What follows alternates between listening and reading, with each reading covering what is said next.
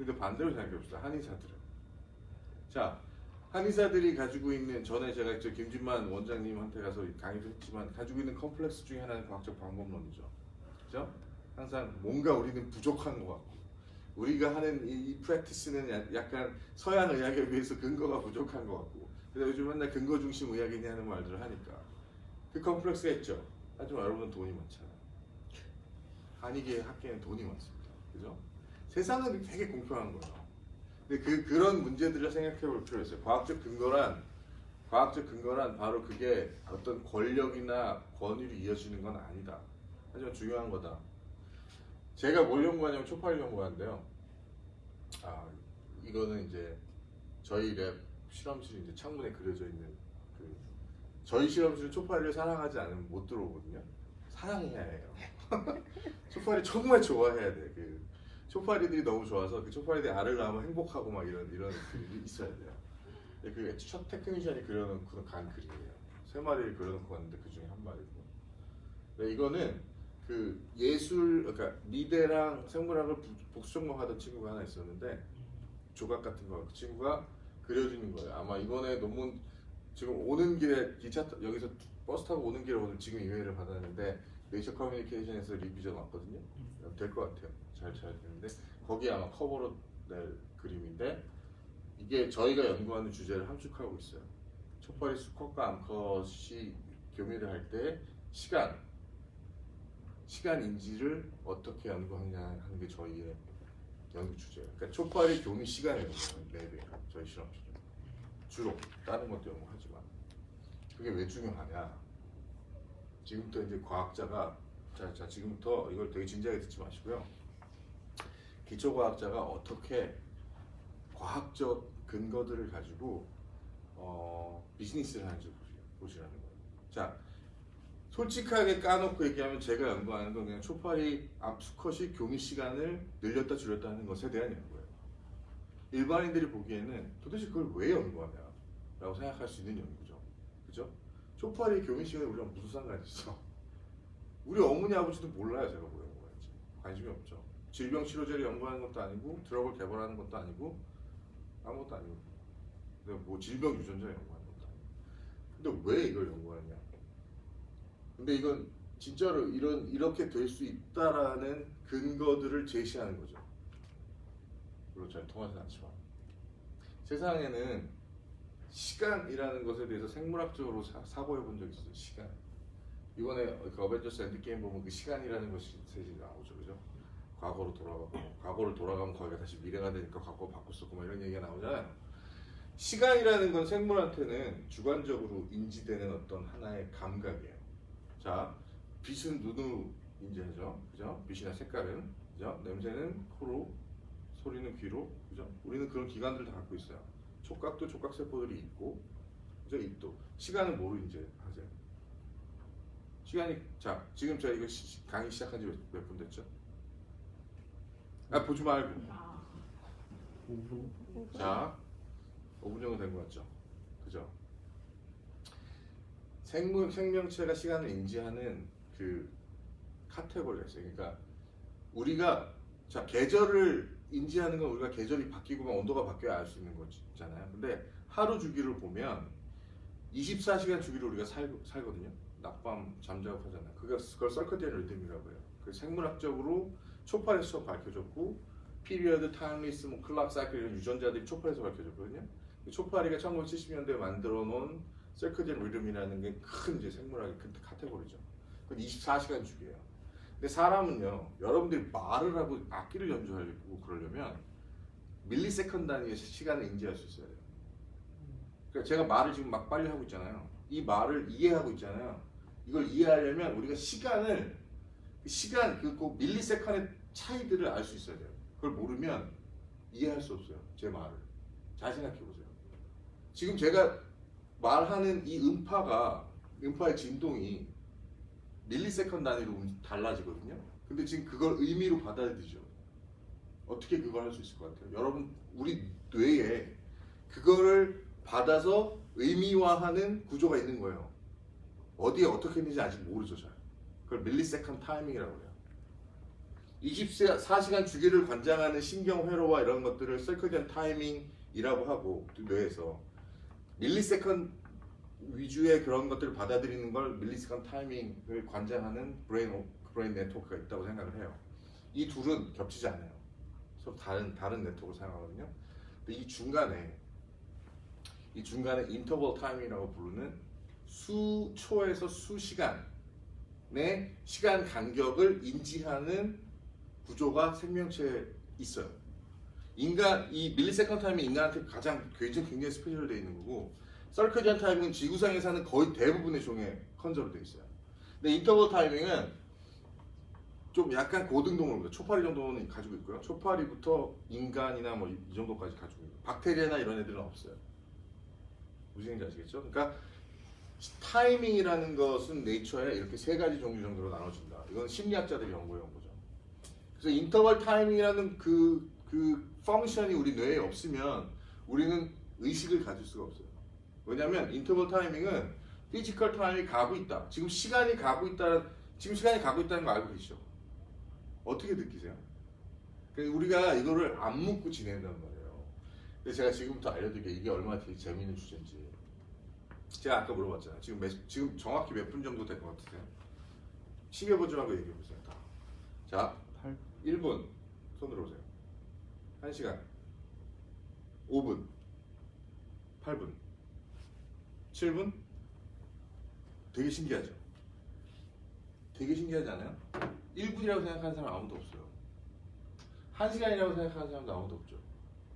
왜 그래요? 어떻게 알아 이거 8분인지? 자, 이게 8분인지 내가 알려고 지금 내 뇌로 한번 들어가 보면 지금부터. 이게 되게 생물학이 재밌는 게 나를 연구하면 되거든요. 자, 내가 8분인 걸 알려고 지금 뭘 했는지 한번 반추해 보세요. 그게 심리학자들이 지금까지 50년이 넘게 연구해 온 거예요. 도대체 우리는 이 몇 분이라는 걸 어떻게 guess하느냐, 어떻게 measure하지 우리가? 아주 정확하진 않지만 분명히 우리 뇌에서 우리 뭔가 시계 같은 게 있어가지고 우리가 재고 있는데 그걸 어떻게 알지? 그걸 인터널 클락 모델이라고 해요. 자, 상상하고 되게 재밌는 상상을 해보죠. 우리의 모든 오감을 다 막아요. 깜깜한 데서 예를 물속에 들어가가지고 촉각도 못 느끼고 냄새도 없고 뭐 미각도 없고 아무 소리도 안 들리는 상황에 여러분이 처했다고 생각해봐요. 시간이 가는 걸 인지할 수 있을까요? 없을까요? 있다고 생각하시죠? 없다고 생각하시죠? 시간이 간다는 거, 피지컬 타임이 간다는 거, 그러니까 시간이 흐르고 있다는 것만 얘기하는 거예요. 세상이 변하고 있다는 걸 인지할 수 있을까 없을까? 그 감각이 없다면, 모든 감각이 없다면, 자 생각해보세요. 이게 철학자들부터 심리학자들까지 지금 100년 동안 연구하고 있는 주제예요. 결론은 뭐냐면 있어요. 자, 대충 그걸 알아내려면 잠 깨기 전의 상태라고 생각해보세요. 잠 들기 전이나. 그때 거의 모든 감각이 다 저절로 닫히거든요. 그죠? 눈도 감고 있고 소리도 안 들리고 막 그런 상태에서 가만히 생각해보면 시간이 간다는 건 우리가 우리 의식 속에서 알고 있어요. 왜냐하면 꿈속에서 시간 가는 거 알죠? 자, 이제 자기 꿈속으로 들어가 봐야 꿈속에서 시간이 간다는 감각을 갖고 있어요? 안 갖고 있어요? 갖고 있잖아요. 그러니까 이 사람들 심리학자의 결론 내는 건 인터널 클락이 있다는 거예요. 우리 뇌에 째깍째깍 가는 자동으로 가는 시계가 있다는 거예요. 뭐 어떻게 돌아가는지 몰라. 그게 인터널 클락이에요. 그러니까 인터벌 타임이 아까 얘기했잖아요. 몇 분을 우리가 어떻게 재느냐. 이 심리학자들, 이론 심리학자들의 결론은 그 인터널 클락이 있기 때문에 그게 가능하다는 거예요. 그럼 그게 어떻게 가능하냐. 모델이 있어야 될 거 아니에요. 이게 모델이에요. 수학 모델. 이게 1984년에 나온 이론 논문이거든요. 수학적인 논문. 이 사람들의 이론을 얘기하면 되게 간단해요. 자, 페이스메이커가 있어. 페이스메이커는 뭐냐면 똑딱이 시계라고 생각하시면 딱딱딱딱 계속 가는 시계. 일정한 속도로. 페이스메이커가 있고 그 페이스메이커가 만든 신호가 모두 스위치를 통해서 지나가요. 지나가서 어디에 쌓여. 그걸 accumulate라고 불러요. 물통 같은 데 쌓이는 거, 단단단단 쌓이는 거 계속. 그죠? 그러면 이 물통에 쌓인 양이 흐른 시간의 양을 지정해 주겠죠. 그죠? 그러면 이 양이 워킹 메모리, 그러니까 단기 기억으로 들어가요. 오케이? 그 다음에 이 기억이 원래 우리가 갖고 있던 기억, 레퍼런스 메모리랑 비교를 하는 거예요. 그 비교하는 서킷을 컴패레터라고 불러요. 이해하세요? 그러니까 여러분들이 아까 8분이라는 거를 얘기하기 위해서 어떻게 했냐면 내 과거에 갖고 있던 여러 기억들 중에서 8분이랑 비슷한 거하고 비교를 한 거예요. 나도 모르는 사이에. 그게 이 사람들 이론이에요. 이게 인터널 클락 모델이에요. 자, 이건 어디서 연구하는 거냐면 사이콜로지, 심리학. 심리학에서 이 타임 퍼셉션은 굉장히 중요한 주제거든요. 인간의 시간인지. 근데 초파에서는 한 적이 없죠. 이 타임 퍼셉션이 얼마나 재밌는지 알려드릴게요. 자, 되게 재미없는 강의 들으실 때 이건 재밌으니까 시간이 되게 안 가는 것 같겠지만 되게 어제 뉴스 공장 같은 거 뭐 20분 순삭됐다 뭐 누가 그러던데, 자 보세요. 되게 강의 못하는 교수님 강의 들어가서 1시간 있으면 한 10시간 있는 거 같죠. 근데 내가 그 똑같은 1시간인데 그 강의가 끝나고 친구들하고 어디 가서 뭐 떡볶이 먹으면서 수다 떨 생각을 하면 1시간 순삭이죠. 왜 그래? 시간이 굉장히 주관적이고 상대적인 거거든요. 생물한테. 같은 1시간이 소셜, 이모셔널 스테이트랑 굉장히 연관이 많아요. 그러니까 우리가 굉장히 행복하고 막 그러면 시간이 빨리 가고요. 지루하고 새드하고 이러면 시간이 안 가요. 그거는 우울증 환자 이런 데서 다 증명이 돼 있거든요. 우울증 환자 시간 느리게 가요. 시간 뒤지게 안 가. 오케이? 그 다음에 우리 몸의 온도랑도 관련이 있고요. 그 다음에 나이랑도 관련이 있어요. 그래서 나이가 제일 많으시죠. 시간이 가장 빨리 가고 계신 분이에요. 그러니까 똑같은 세월 되게 빠르다고 느끼시죠 요즘에. 왜 이렇게 시간이 빨리 가나, 그죠? 자식들은 이렇게 빨리 크나. 그게 어린아이들은 있잖아요. 시간이 느리게 가거든요, 걔네들은. 나이가 들면 들수록 이 서킷이 달라져서 시간이 되게 빨리 가요. 신기하죠? 그 다음에 남자랑 여자랑 시간이 달라요. 그거 아세요? 약속 같은 거 해보면 남자 여자 다르죠. 그게 그것 때문에 그래요. 성차가 있어요, 성차. 그 다음에 더 중요한 건 이건데, 자, 게임, 남자친구나 여자친구들 중에 게임 같은 거에 중독된 사람도 있으면, 도박이나 자기가 분명히 하루 종일 막 8시간 게임을 해놓고 1시간밖에 안 했다고 그래요. 그런 경우 있죠. 그리고 게임하다 보면 시간 가는지 모르고 그러잖아요. 그죠? 그거 왜 그럴까요? 몰입을 하잖아요. 어떤 거에 몰입을 하면 뇌에 있는 인터넷 클락이 꺼져요. 꺼진다고. 그러니까 시간이 안 가. 그게 어텐션을 하면 시간이 안 가요. 그러면 인터넷 클락이 작동을 안 해. 그러니까 같은 시간인데 훨씬 더 짧게 느껴지는 거예요. 오케이? 드롭.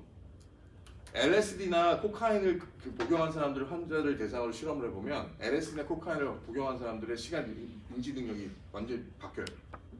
자기가 이틀 동안 LSD를 하고 막 이렇게 했는데 이틀이 막 30분이라고 생각하고요. 자, 이제 아셨죠? 이게 인터벌 타이밍이라는 게 여러 환경과 인터널 클락에 의해서 조절되는 되게 재미있는 생물학적 현상이란 말이죠. 자, 이게 이제 가설이에요. 이따 과학적 근거 얘기하면서 해드리겠지만 이 가설을 제가 언제 만들었을까요? 제일 나중에 만든 거예요. 말씀드릴게요. 이런 현상이 있어서 내가 연구를 해야 되겠다고 시작한 게 아니라 초파리 교미 시간을 연구하다 보니까 이 초파리 교미 시간의 의미를 어떻게 찾아내야 될까 하다가 이걸 찾아낸 거라고. 또 나중에 말씀드릴게요. 자, 저는 그래서 초파리의 교미 시간을 연구합니다. 자, 이런 챔버에다가 초파리, 여기 쫓아다니는 애들이 수컷이에요. 그리고 도망다니는 큰 게 암컷이거든요. 여기 보면 이제 교미 시작했죠. 여기도 교미 시작했죠. 자, 저는 이렇게 해가지고 포스닥 할 때 이런 세트를 한 2,000번 본 것 같아요. 그러니까 이 교미를 시작해서 끝날 때까지 시간을 재는 거예요. 그럼 초파리가 보통 20분 정도 교미를 하거든요.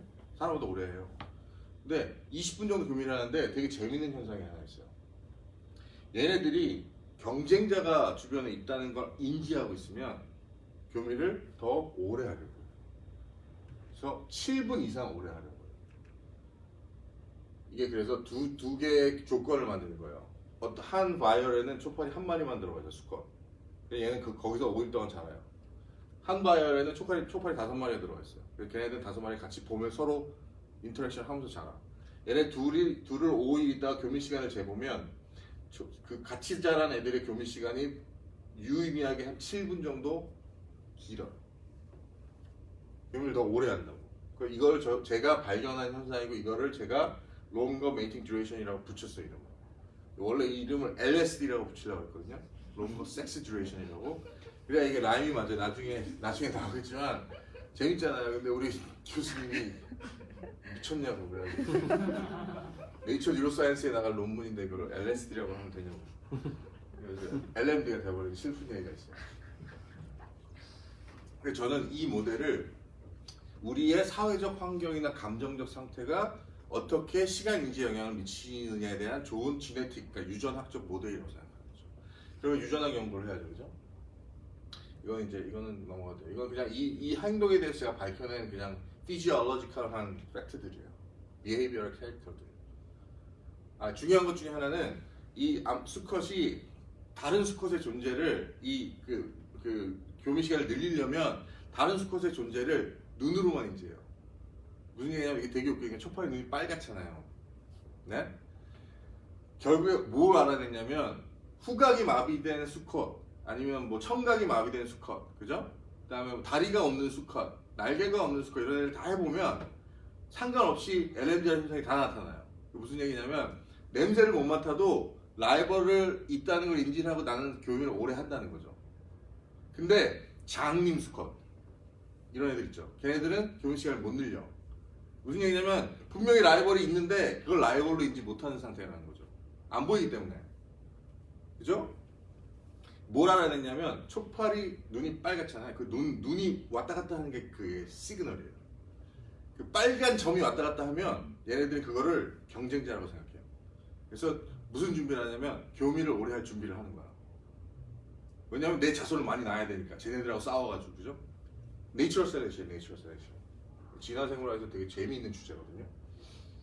자, 이제 저는 그럼 뭘 하냐면 우리 유전학자니까 신경회로를 밝히는 거예요. 이 행동을 조절하는 신경회로. 초파리도 뇌가 있어요. 초파리 뇌에 신경세포가 몇 개나 있을 것 같아요? 사람들이 이건 다 모르는 거지만 13만 개가 넘게 있어요. 신경세포만. 충분히 유의미한 되게 재미있는 뉴럴 서킷을 만들 수 있는 신경세포를 갖고 있다고요. 초파리. 우리 생각보다 훨씬 똑똑해요. 이런 거 들어보시고. 효모 아시죠? 효모도 지네틱스를 많이 하거든요. 효모 그 옛날 생물학원 배우시죠? 생물학에서 뭐 오페론 이런 거 배운 거 기억나요? 오페론 다 까먹고 이제 이상해지고 있고.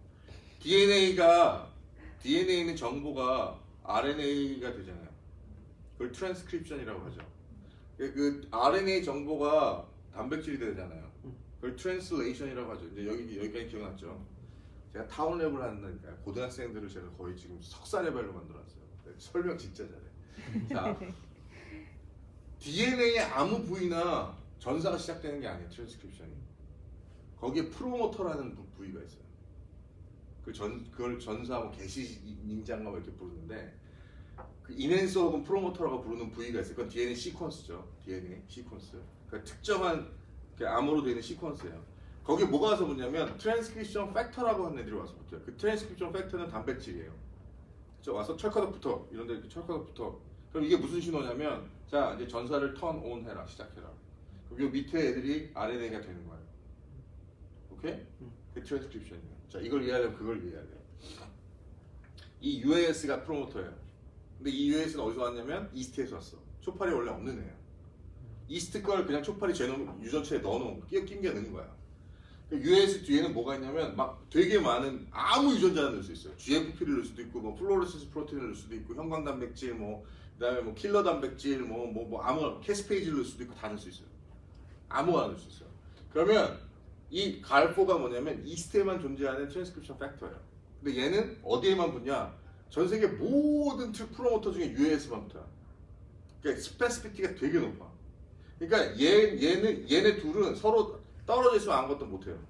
서로 붙어야만 뭘 할 수 있는 거죠. 이게 갈포 US 시스템이에요. 바이너리 시스템이라는 건 갈포가 있어야 US가 턴온 되고 갈포가 없으면 US가 턴 오프 된다. 바이너리라는 거예요. 오케이? 자, 그러면 우리는 뭘 하냐면 이 UAS를 뭘 조절하냐면 우리가 그 어떤 곳에 뭘 발현할 것인가, 어떤 단백질을 만들어낼 것인가를 조절할 수 있어요. 이해가셨어요? 단백질이라는 건 뭔지 아시죠? 세포의 어떤 여러 플레이어들이야. 그러니까 뭐 여러분들 그 액틴 같은 거 아시죠? 그다음 뭐 머리카락도 케라틴이 다 단백질이죠. 그죠? 효소도 다 단백질이고 항체도 단백질이고 다 단백질이에요. 단백질이 없으면 우리 죽어요. 그죠? 여러분들이 단백질 덩어리란 말이에요. 우리 몸이 단백질 덩어리예요.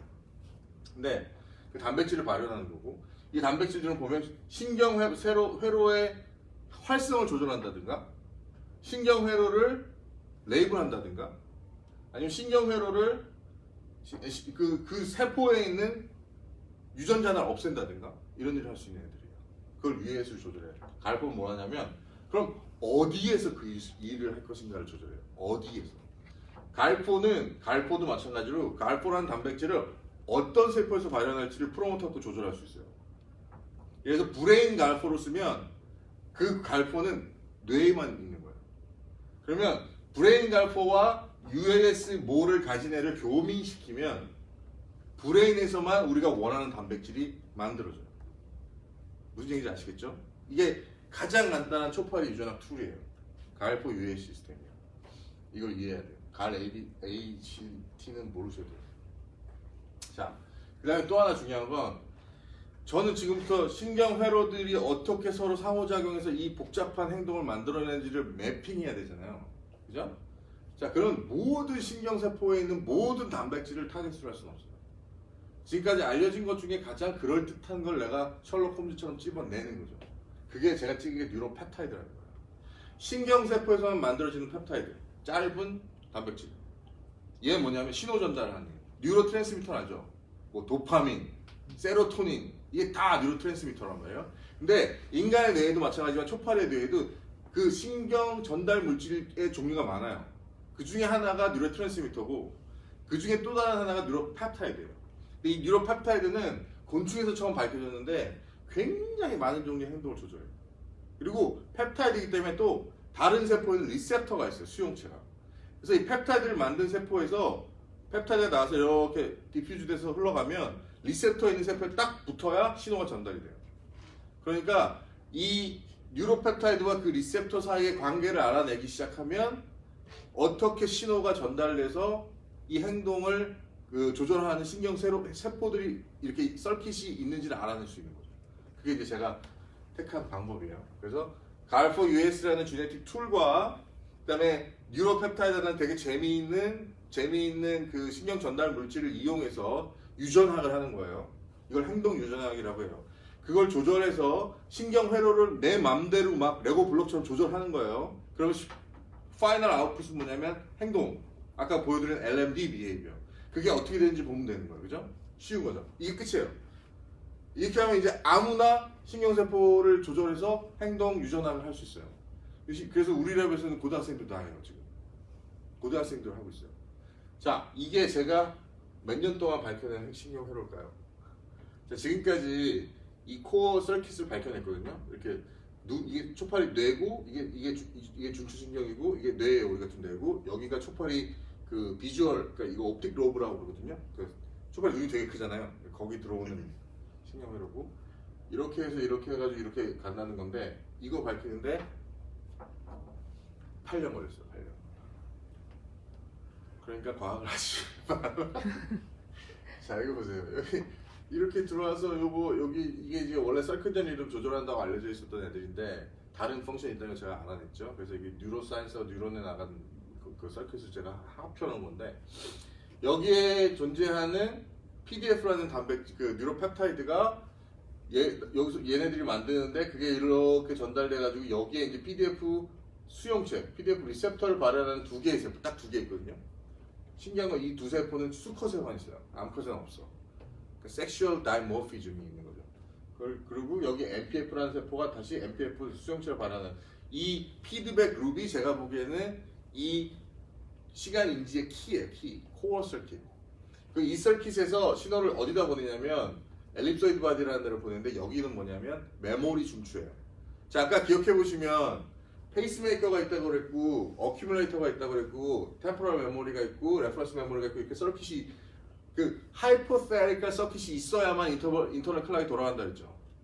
저희가 어디까지 밝힌 거냐면 대충 그 페이스메이커가 이거고 저희 생각에 이게 메모리 서킷이에요. 어큐뮬레이터 어딘지 몰라. 그러니까 세계에서 최초로 그 인터널 클락 모델을 주장하는 심리학자들이 주장하던 실제 피지컬한 서킷을 밝혀낸 거예요. 비록 초파리지만 아직 심리학자들은 이런 걸 믿지 않겠죠. 왜냐하면 그 인간 두뇌를 연구하신 고귀한 분들이 초파리 뇌에 있는 이런 현상을 자기 거랑 같다고 생각할 수 있으니까 저는 절대로 이걸 심리학자들한테 리뷰를 보내지 않아요. 이제칼고 있다고. 이게 나가 아니라 이제 또 되게 재밌는 게 얘네가 시간을 늘리기만 하느냐 교묘 시간은 아니에요. 줄이기도 해요. 언제? 너무 힘들고 지칠 때 그리고 너무 교미를 많이 했을 때 그러니까 너무 섹스를 많이 해서 막 섹슈얼 세타이트가 생긴 거죠. 막 물리는 거야.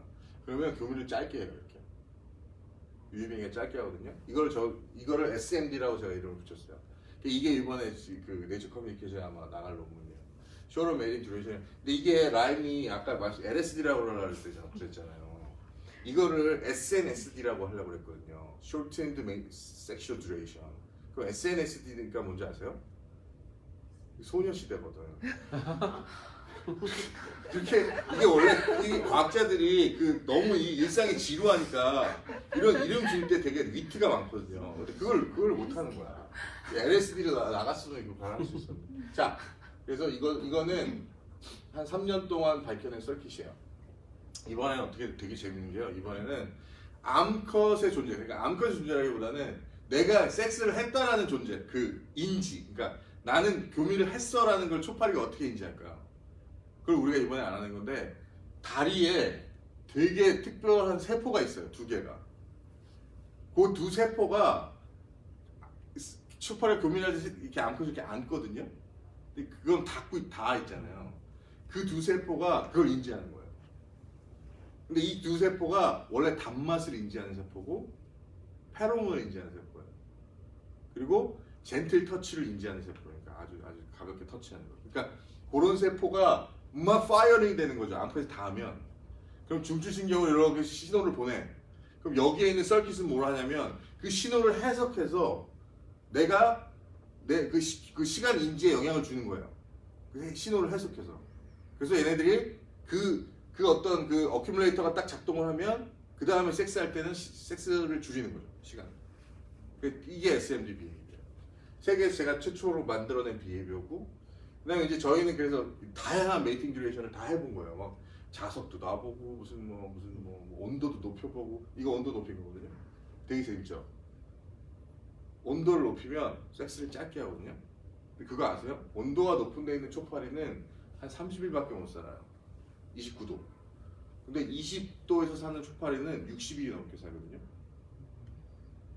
그래서 이거를 진짜 무식하게 인간한테 적용하면 어떻게 되냐면 오래 살고 싶으면 온도가 서늘한 데 가서 살아야 돼요. 근데 되게 간단한 게 생리 활동 자체가 그 온도가 낮은 데서 좀 이렇게 낮기 때문에 온도가 높은 데서 되게 빨리 돌아가니까 기계도 빨리 돌리면 죽잖아요. 똑같은 거거든요. 이게 에이징하고 관련 있는 피노타입이에요. 이건. 에이징하고 관련 있는. 이건 TMD라고 불러요. TMD. 이건 뭐냐면 제가 아까 코카인이나 LSD 같은 거 막 먹으면 시간 인지가 망친다 그랬죠. 그래서 초파리들한테 제가 지금까지 한 50가지 정도의 드럭을 테스트해봤어요. 그리고 교미 시간이 재는 거죠. 그 중에 하나를 발견했어요. 드럭 X. 무슨 얘기? 이거는 그 제 특허랑 관련 있는 거기 때문에 이 드럭을 치면 초파리가 멀쩡하거든요. 멀쩡해. 잠깐 처음에 좀 이상하게 행동을 하다가 한 30분 지나면 멀쩡해져요. 근데 하루 지난 다음에 교미 시간을 체크해보면 교미를 짧게 해요. 이 드럭만. 되게 유명한 드럭이에요. 근데 초파리에는 수용체가 안 알려져 있어요. 근데 저희 실험 결과는 수용체가 어딘가에 숨어 있다는 걸 얘기하고 있는 거죠. 그걸 찾아야 돼요. 이거는 아직 DMD라고 이름을 붙였고. 근데 이제 할 일이 많아요. 그죠? 그럼 우리가 어떻게 일을 하느냐? 아까 갈포 US 시스템 생각나시죠? 거기에다가 초파리의 시냅스, 그러니까 신경세포의 사이의 활성을 조절할 수 있는 단백질이 있어요. 활성을 조절하거나 활성을 나타내는 걸 반영하는 마커. 그런 걸 반영하면 이렇게 섹스를 했을 때 막 시냅스가 활성화되는 신경 세포들을 알아낼 수 있어요. MRI 같은 거예요. MRI 아시죠? CT도 아시고. 이게 펑셔널 MRI 같은 거라고 보시면 돼요. 초파리에서. 물론 우리 다른 방식으로 하지만.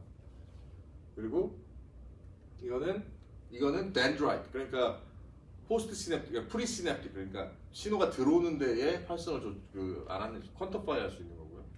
이게 복잡하게 하는 게 아니에요. 그냥 아까 말씀드린 갈포랑 UAS를 특정한 걸 골라서 우리가 교미를 시킨 다음에 거기 나오는 첫 번째 F1 제너레이션의 뇌를 해부해서 특정한 단백질로 염색을 하면 끝나는 거예요. 그게 다예요. 그 다음에 이건 뭐냐면 실제로 신경세포의 활성, 그러니까 전기 활성, 칼슘, 그죠? 칼슘 레벨을 잴 수 있는 마커가 있어요. 그럼 그걸 발현시켜서 실제로 어떤 신경세포들이 막 파이어링 하는지 섹스를 할 때 그런 걸 알아낼 수 있는 거죠. 제가 이런 일을 합니다. 저희가 초파리 해보셨죠? 뇌 해부하시지 않나요? 그죠? 초파리 해보신 적 있으세요? 세상에 초파리를 해부할 수 있는 사람이 한 100명밖에 없다는데 제가 그 중에 그거를 해부하려면 이렇게 조그마거든요. 이거.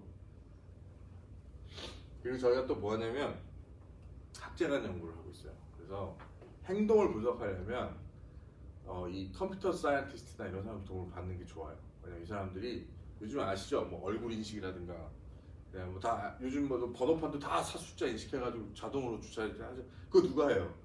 그 프로그래머들하고 막 컴퓨터 사이언티스트 뭐 이런 전자공학자들이 하는 거잖아요. 저희는 그런 사람들하고 코업을 하거든요. 그래가지고 지금 뭘 만들어놨냐면 초파리 교미를 자동으로 재는 시스템을 만들어놨어요. 그래서 비디오를 찍어갖고 업로드하면 자동으로 재요. 시간 재고 있죠. 그죠? 이런 것도 만들었다 제가. 근데 돈을 안 주더라. 이런 거. 그러니까 지금 방금 말씀 되게 재밌지 않아요? 그래서 이걸 캐나다의 CICR이라는 연구가 우리나라로 따지면 연구재단 같은 데다가 지원을 했어요. 5번 떨어졌어요. 네이처에 내도 떨어집니다. 한국도 떨어질 것 같아요. 한국 연구재단에서 이걸 만약 지원한다 그러면 진짜 한국 연구재단 복 받아야 되죠. 이런 거 이게 제가 썼던 그랜트예요. 영어로 썼던 그랜트인데 뭐 이렇게 초파리 다리를 이렇게 잘 해가지고 신경세포 활성을 재면 이 인터널 클락 인터벌 타이밍의 어떤 뉴럴 서킷을 알아내는 이런 거였는데 떨어져. 그래서 살아남아야 되잖아요. 나도 병을 하자. 병을 해야 돈을 주니까. 그래서 한 게 있어요. 이게 ALS거든요. ALS가 뭐냐면 루게릭병. 그 루게릭병 모델이 루게릭병이 유전적으로 생기는 게 20%고 80%가 이제 스포라딕이거든요. 나중에 그냥 생기는 당뇨처럼 생기는 건데 20% 정도 그러니까 유전학적으로 생기는 병이라면 초파리는 뭐든지 할 수 있어요. 그냥 유전자에 관련된 거죠. 그 유전자 클로닝해서 초파리를 발효를 시켜본다든가 없앤다든가 하면 되는 거죠. 그 일을 해서 요즘에 이거 논문을 쓰고 있는데 이제 ALS가 단순한 그 운동신경세포의 결함이 아니라 그 운동신경세포를 둘러싸고 있는 특별한 악교세포의 결함에 의해서 일어나고 그 악교세포에는 어떤 유전자가 중요하다 이런 것들을 알아냈어요. 학부생들하고 같이. 그러니까 초파리로 하면 그렇게 뭐 되게 비싼 대학원생 안 쓰고 포닥 안 써도 실험할 수 있어요. 제가 그래서 이제 나중에 타운랩을 하겠다고 결심을 한 건데 되게 웃기는 건 펀딩이 그렇게 안 돼요. 저 디지즈도 아직 펀딩을 못 받았고, 근데 그 교비 시간도 펀딩을 못 받았는데 펀딩을 몇 개 주는 게 있는 거예요. 이런 거 학제한 정도 있잖아요. 저희가 이런 거 하거든요. 그러니까 초파리의 버추얼 리얼리티를 만드는 거예요. 아까 얘기했죠. 그 점이 왔다 갔다 하는 게 시그널이라고. 그럼 뭐 할 수 있냐면 초파리 가지고 버추얼 리얼리티를 만들 수 있는 거예요. 초파리한테 포르노를 만들어 줄 수 있는 거죠. 그러니까 아이패드에다가 프로그램을 해가지고 어떤 특정한 점 같은 게 왔다 갔다 하는 걸 보여줘요. 근데 그 점이 색깔도 다르고 속도도 다르고 막 모양도 다르고 하는 것들을 막 여러 자극을 줘보는 거예요. 그래서 교미 시간을 재는 거죠 나중에. 그죠? 근데 이게 펀딩을 받아갖고 제가 작년에 이것 때문에 들어왔었어요. 그 콜라보레이션 하고 사람들하고 여기 있는 IT 쪽 사람들도 만나고 막 해가지고 했거든요. 머신러닝도 하고. 그다음에 이게 이제 요즘에 우리가 만드는 플라이 팻이라는 거거든요. 이게 3D 프린팅에서 만든 거 보이시죠? 초파리는 작기 때문에 굳이 비싼 기계 안 사도 우리가 아이디어만 있으면 이렇게 만들 수 있어요. 이 보드도 우리가 만든 거 다 우리가 만든 거거든요. 뭐 하냐면 초파리 한 마리 이렇게 굶은 안고서 여기다 넣어요.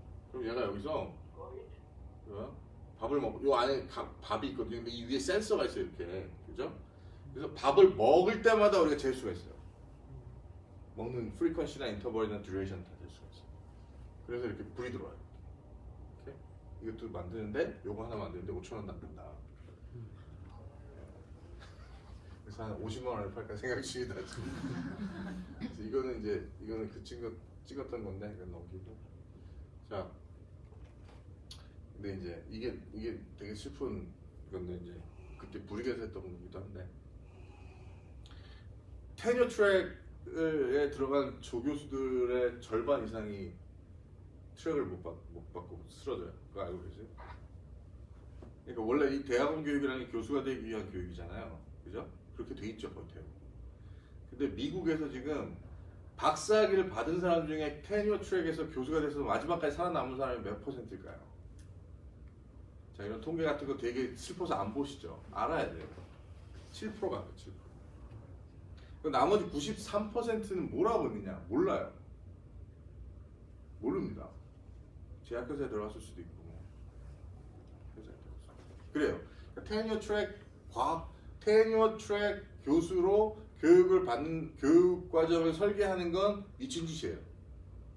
그래서 지금 대학원 구조에 대한 어마어마하게 많은 논의들이 쏟아져 나오는 거예요.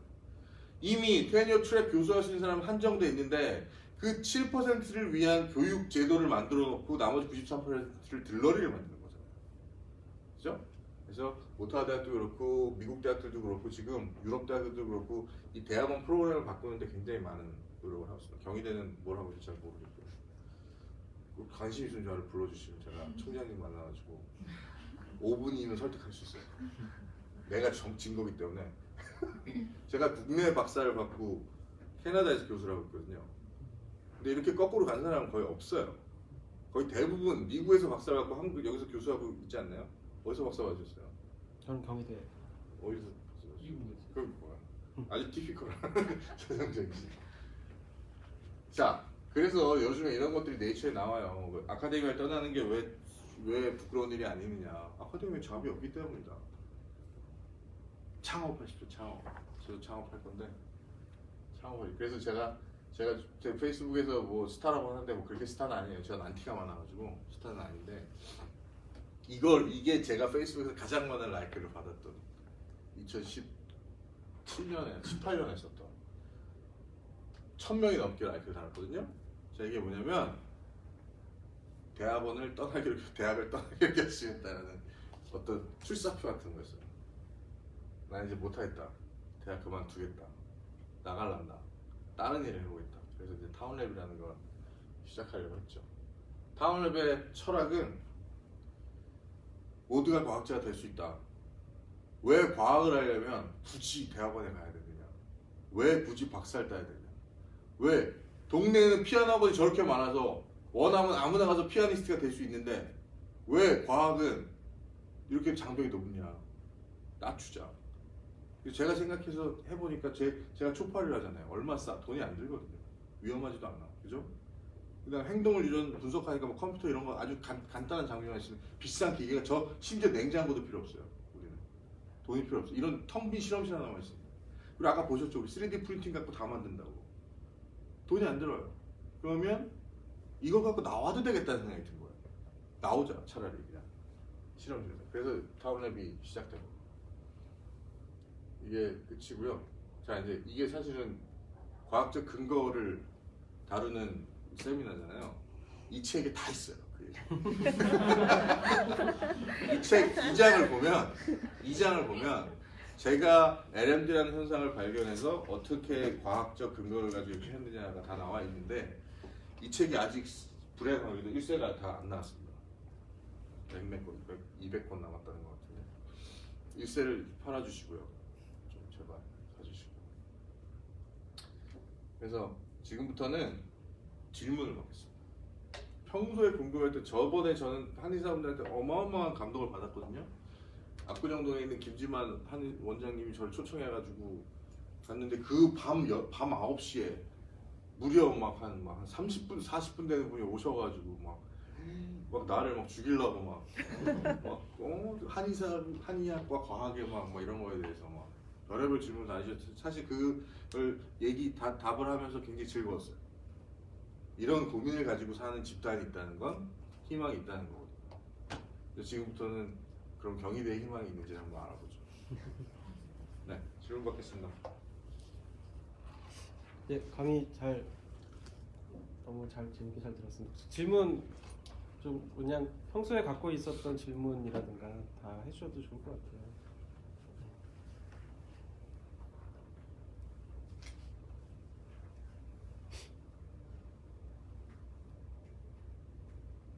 하세요. 하려고 그러는 것 같은데. 아니. 하세요. 시작하는 사람이 제일 중요해 지금. 그 사람이 영웅이에요. 캐나다도 그래요. 처음 질문하는 사람이 잘하면 그 다음부터 질문이 막 수십 개가 나오고. 하세요. 빨리 하시라니까. 걱정하겠구나. 빨리요. 아무거나. 너 왜 그렇게 살아? 뭐 이렇게 했잖아요. 질문하세요. 그러니까 첫 질문으로서 좋은 질문인지 잘 모르겠지만, 아까 제가 잠깐 그 강의 하시기 전에 했던 질문인데요. 한국에서도 최근에 이제 리빙랩이 되게 활성화되고 조금 뭐라 해야 되나 이제 그런 곽감을 많이 받고 있는데, 이제 하시고자 하는 타운랩이랑 어떻게 다른지, 그다음에 그런 리빙랩 일에 대해서 어떻게 생각하시는지 좀 궁금하긴 합니다. 리빙랩은 그 타운랩은 기본적으로 과학 실험실을 만들어서 장벽을 낮추고 모든 사람이 과학자가 되자라는 순수한 의도고, 그렇게 되면 좀 사회가 아름다워지지 않을까, 그리고 나는 좀 돈을 벌지 않을까라는 그거고요. 제 비즈니스고. 리빙랩은 그게 뭐냐면, 자, 우리가 과학 여러 대학 연구 시설들이 있고 연구소가 있고 정출연이 있고 막 이렇죠. 다 있잖아요. 그러니까 이 문재인 정부가 되면서 문재인 정부 전부터 시작된 거예요. 그러니까 어떤 거냐면 연구자들한테 어떤 압박을 주는 거예요. 지금 니네 연구가 실용적 가치가 있느냐를 계속 묻는 거예요. 이 전에는 뭐를 묻었냐면, 교수님 아실 거예요. 세계 시장에서 뭐 마켓이 얼마고, 그럼 네 기술이 얼마의 경제적 효과를 창출할 수 있냐 이런 거 쓰잖아요. 연구 계획서에. 말도 안 되는 거 생각하시지만 쓰시죠. 자, 옛날에 그랬어요. 옛날에는 네 연구가 그런 얼마나 큰 경제적 가치를 가지고 오느냐고 물었거든요. 연구자들한테. 그게 1970년대부터 2000년대까지의 한국 과학기술 정책이라고 보시면 돼요. 근데 점점 그게 말이 안 된다는 걸 알게 된 거예요. 관료들도 알게 되고 연구자들도 알게 되는 거죠. 우리가 하는 연구 중에 진짜 신약 개발로 이어지는 게 1%는 돼요? 안 되잖아요. 나머지 99%는 뭐야? 그럼 다 들러리인가? 그럼 없애야 되나? 없앨 수는 없잖아, 이 인프라를. 그 연구라는 건 나중에 보험 같은 거거든요, 성격이. 나중에 어떤 데 나오는 거기 때문에 정부도 그건 안다고요. 그럼에도 불구하고 왜 자꾸 실용성을 강조하느냐? 여러분들이 연구한 돈이 국민 세금이기 때문에. 그게 싫으면 빌 게이츠 같은 사람 잡아갖고 연구를 받으세요. 그럼 돼요. 근데 우리 지금 정부에서 받잖아요. 정부 연구비는 국민 세금이고. 자, 정부는 어떤 압박을 받느냐 항상 그 연구를 왜 지원하냐. 그 연구 따위 거 예를 들어 초파리 교미 시간 따위 지원하고 저런 중요한 질병은 지원 안 하면 너 이게 알게 모르게 연구재단이나 이런 사람들 다 압박하고 있어요. 자, 근데 기조가 어떻게 넘어갔느냐. 이제 그 경제적 가치 이런 건 말이 안 된다는 거 다 이미 아니까, 자, 우리 생활 속에서 찾자. 연구의 가치를. 그게 리빙랩이에요. 뭘 하라는 거냐면, 주민이나 이런 사람들이 불편해하는 게 있어. 상수도가 막혔어. 뭐 어디 상수도에 냄새가 나. 아니면 무슨 뭐 집에서 뭘 하는데 뭐가 잘 안 돼. 자, 그걸 연결시켜 주겠다는 거예요. 연구자들하고. 무슨 얘기인지 아시겠어요? 그래서 우리 동네 뭐 양로원 하나 지어야 돼. 우리 동네 풀장을 지어야 돼. 우리 동네 뭘 해야 돼. 그러면 그거를 연구자들이 가서 더 효율적으로 도와주라는 거예요. 그래서 그런 프로젝트를 네가 지원하면 우리가 연구비를 준다는 게 리빙랩이에요. 그게 10년 동안 3,000원인가 쓴다는 게 그거예요. 이해 가셨습니까? 자, 그럼 지금 머릿속에 생각해 보세요. 내가 뭘 그런 걸 할 수 있는지 있어요? 근데 지금 미쳤어요 지금 이거 리빙랩. 이거 지금 전 뭐 산업부랑 뭐 다 한다는데 아마 굉장히 많은 사람들이 이거 갖고 연구를 타려고 할 거고 아마 이게 잘 되면 한국 모델이 될 수 있는데 잘못되면 기존에 갖고 있었던 이 연구 기관의 정체성은 완전히 달라지는 거죠.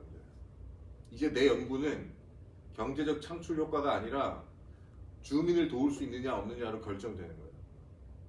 자, 이렇게 되면 어떻게 되냐 마찬가지 결과인데 순수 학문은 다 죽게 돼 있어요. 초파일 교민 씨가 갖고 뭘 도와야 되나 애들한테 도울 게 없잖아요.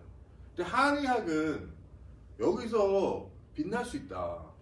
왜냐면 여러분들이 하는 건 기본적으로 실용 학문을 깔고 들어가잖아요. 그잖아요. 그러니까 리빙랩이 가능할 수 있는 것 중에 하나가 굉장히 좋은 것 중에 하나가 한의학이에요. 주민들과 소통하면서 어떤 새를 키워나갈 수 있는 거예요. 리빙랩은 특히 경희대 한의대 같은 데가 지원해서 큰 걸 따내면 전국에 네트워크 만들어가지고, 그죠? 그러니까 기존에는 아프면 한의원에 가고 뭐 이랬잖아요. 그거를 뭐 IT랑 접목하고 이렇게 해가지고 왜 왓슨도 있고 막 이러잖아요. 그런 것도 만들어내고 주민들과 한의가 이렇게 뭐 편하게 이게 리빙랩이 말하는 게 이거라니까요.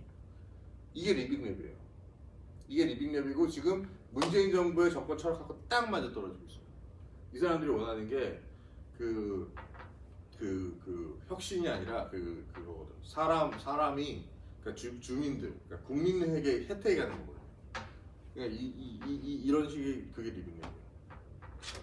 저는 리빙랩이랑 아무 상관없고 어차피 실용적이지 않거든요. 네, 또 근거에 대한 질문을 누가 하셔야 되는데 그냥 근거에 대한 얘기를 하실 텐데 한의학의 근거가 없다고 생각하세요? 다 한의대 소속 아니에요? 그죠? 예. 근거가 없는데 어떻게 한의대가 있겠어? 그럼 뭘까요? NIH에는 아마 알터네티브 메디슨 다루는 부서가 있죠. 네. 그 얘기는 뭐냐면 서양에서도 이제 캐나다에도 카이로프락틱이라는 게 있거든요. 대체 의학들이 좀 있어요. 그래서 저도 자주 좀 가끔 가서 하긴 하는데. 그럼 뭘까요? 근거는 왜 한의학이 근거가 없다는 얘기를 왜 저 이상한 무식한 서양 의대로 맨날 할까요? 여러분들이 저를 과학적 근거를 이렇게 얘기를 듣고 싶어서 불렀을 거라고 생각해요. 보통 이런 얘기들은 과학 철학으로 흘러가요. 토마스 쿤이 어떤 무슨 라카토슈가 인맨 라카토슈가 무슨 뭐 연구 프로그래밍 뭐 그다음에 무슨 뭐 파이어 아벤트가 어떤 뭐 아나키스트 한의사들이 좋아하는 분이 파이어 아벤트죠. 과학 철학. 되게 재미없어요. 그걸로 해결이 되는 문제는 아닙니다. 이거. 뭘로 해결될까요? 한의사는 저번에도 말씀드렸는데 한의에서의 과학 근거의 문제는 이건 순수하게 정치적인 문제예요. 이해가 안 가죠? 서양 애들이 저렇게 당당할 수 있는 이유가 뭐라고 생각하십니까? 혹시 여기서 서양 의학사 공부해 보신 분 있으세요? 난장판이다, 난장판. 서양 의학사 한번 공부해 보세요. 얘네들 하이진이라는 개념이 나올 때까지 진짜 미개한 애들이었어요. 심지어 18세기까지 그래요. 얘네들이 과학에서의 몇 개의 개념들, 예를 들어서 뭐 제너의 종두법이라든가, 그 다음에 하이진, 위생이라는, 그러니까 미생물이라는 거, 그게 일단 이게 그 전까지만 이거 미생물이라고 생각 안 했거든. 의사들이 뭐 알아야지. 근데 생물학자들이 계속 얘기해 준 거예요. 미생물이라는 게 있고 그게 이제 이게 뭐 이게 감염이 될 수 있다. 그 다음부터 그거 몇 개를 받아들이면서 서양의가 완전히 달라져요. 그 전까지 똑같았다. 중의학이나 서양의학이나 한의학이나 똑같았다고요. 근데 아주 견고한 근거들 있잖아요. 파스텔가 백조목을 해가지고 무슨 미생물이 뭐 저절로 생겨나는 게 아니라는 걸 밝히고 뭐 이런 견고한 근거들을 몇 가지를 받아들이면서 의학이 큰 거예요. 서양의학이 급속도로 발전하기 시작해요. 그 외에는 지금까지도 서양의학은 자기네들은 과학이라고 주장하지만 과학자들이 아무도 그걸 과학을 인정하지 않아요. 그건 프랙티스입니다. 프랙티스. 의학은 기본적으로 정체성이 프랙티스예요.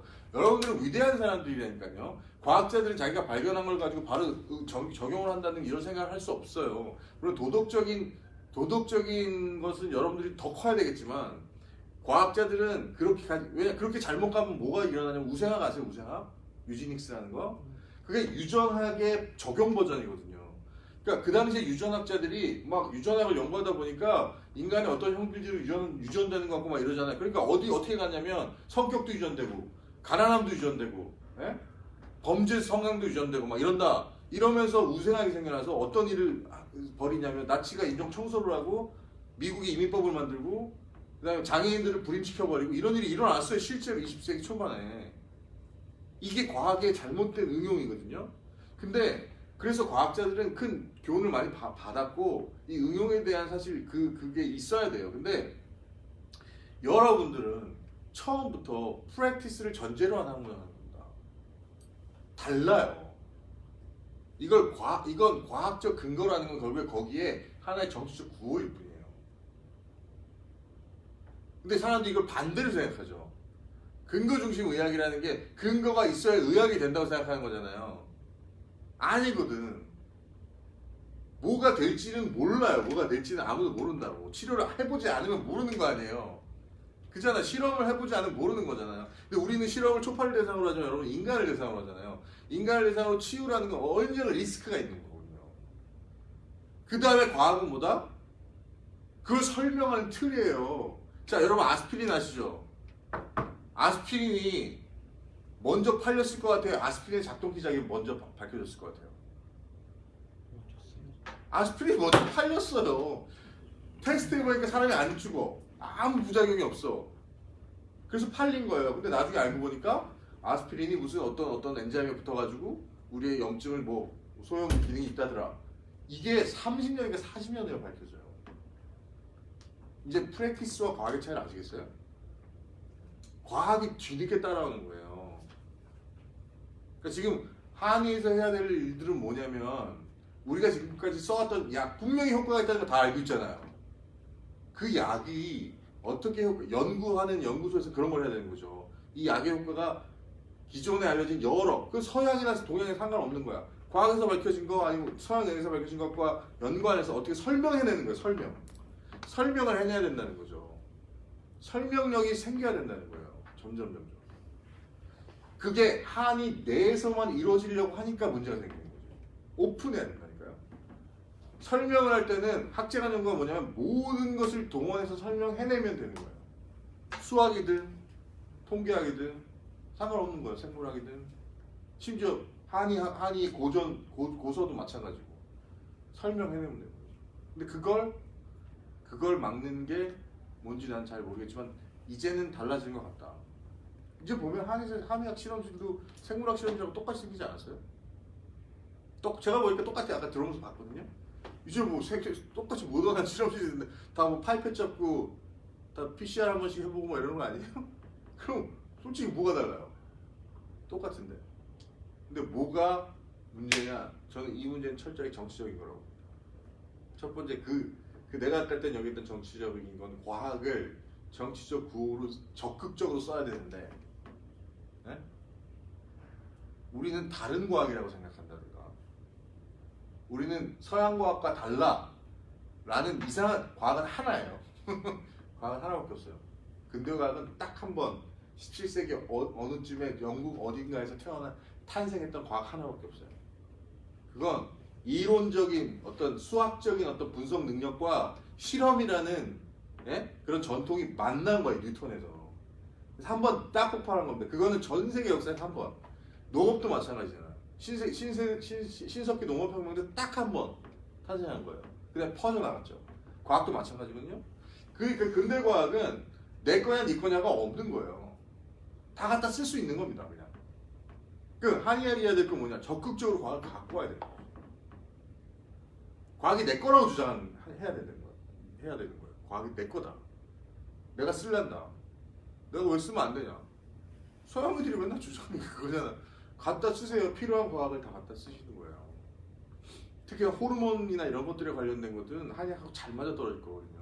그럼 밝혀내시면 되는 거예요. 기존에 이약을 쓰면 했던 효과라는 게 기본적으로 이약이 이걸 건드리는 거다. 근데 이걸 건드리는 건 이런 메커니즘이 있다. 그 메커니즘만 밝혀. 그죠? 두 번째 정치적인 얘기는 첫 번째는 이 과학이라는 구호를 정치적으로 써야 된다는 거. 두 번째는 한의사들이 정치적으로 변해야 돼요. 이게 제가 맨날 과학자들 보고 정치적으로 변해야 된다고 하는 얘기는 과학자가 국회의원이 돼야 된다는 단순한 얘기가 아니라 과학자들이 과학을 위해서 정치화될 필요가 있다는 거거든요. 과학이 이렇게 중요한 건데 우리 사회에서 무시받으면 이걸 어떻게든 정치 집단으로 만들어내야죠. 한의사들도 마찬가지입니다. 과학을 통한 정치화를 이뤄내야 돼요. 이뤄내야 돼요. 이거는 전쟁이에요. 전쟁. 지금 내가 김준호 선생하고 왜 친해졌는지 아세요? 그 사람 맨날 싸우잖아. 서양 의학 그 공격적으로 싸우잖아요. 난 그래서 되게 마음에 들었거든요. 근데 보십시오. 그런 식의 생각을 하고 하는 사람들이 늘어나야 되고 방어를 하는 게 아니라 이제 우리만의 패러다임을 플랫폼을 만들어가는 사람들이 여기가 전진기지가 돼야 되는 거예요. 이 경희대가 솔직히 말해서 전 세계에서 한의라는 거에서 전 세계를 다 통틀어서 여기가 최고인 거 아니에요? 되게 아이러니한 사실이지만 뭐 중국에 있어요 그런 게? 아니잖아요. 여기잖아요. 그러니까 여기가 전진기지가 돼서 정치적 투쟁을 해야 되는 거죠. 수비가 아니라 공격을 해야 된다니까요. 근데 지금까지 제가 보기에는 한의사들은 수비만 하고 있었어요. 그죠? 내가 웬만하면 이놈들이 안 끼려고 공부는 했지만 안 끼려고 하는 게 너무 무서워요. 뭐 이 의사들하고 한의사들 싸우는 거 보면 법적 투쟁 맨날 소송하고 뭐 고소하고 뭐야 이게. 저는 그 잘못의 70% 이상은 서양 의들한테 있다고 생각해요. 솔직히 말하면.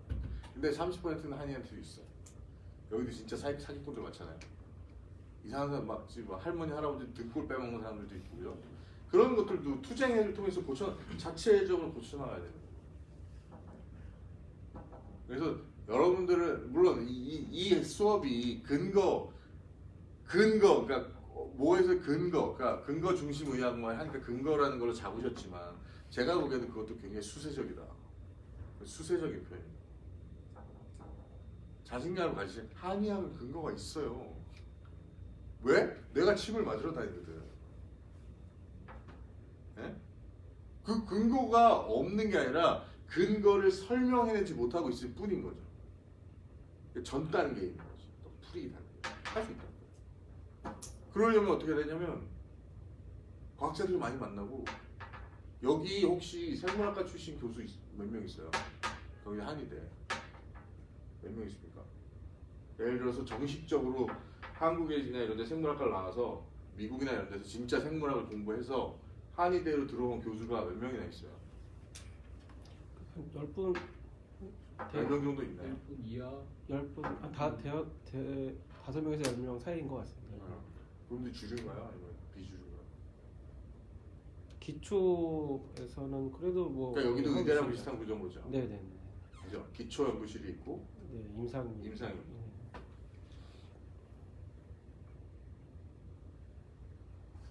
제가 오타와 의대에서 왔잖아요.